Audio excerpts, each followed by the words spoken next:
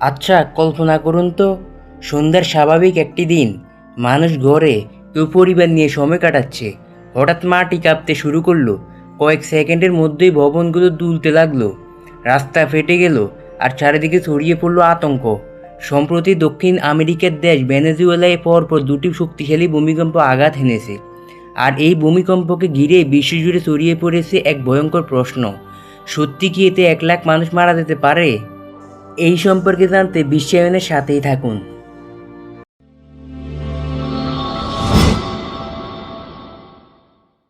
যুক্তরাষ্ট্রের ভূতাত্ত্বিক জরিপ সংস্থা ইউএসজিএস এর তথ্য অনুযায়ী প্রথমে 7.2 মাত্রার একটি ভূমিকম্প এবং মাত্র কয়েক সেকেন্ড পর 7.5 মাত্রার আরেকটি শক্তিশালী ভূমিকম্প আঘাত হানে।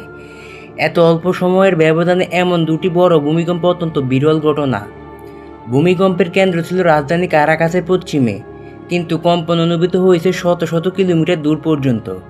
বহু ভবন ধসে পড়েছে, বিদ্যুৎ ও যোগাযোগ ব্যবস্থাও ক্ষতিগ্রস্ত হয়েছে।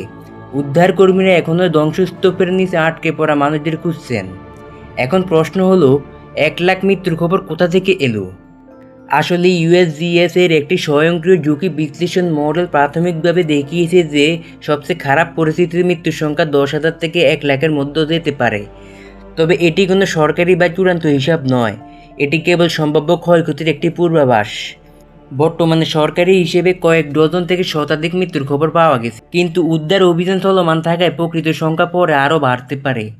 ভেনেজুয়েলার এই ভূমিকম্পে যেন আবারও সেটাই মনে করিয়ে দিল প্রকৃতির শক্তির সামনে মানুষ কতটা অসহায়।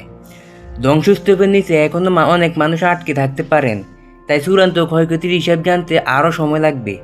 আপনার কি মনে হয়, আধুনিক প্রযুক্তি কি ভবিষ্যতে এমন ভয়াবহ ভূমিকম্পের ক্ষতি অনেকটাই কমিয়ে আনতে পারবে? বিশ্বায়নের সাথে থাকুন।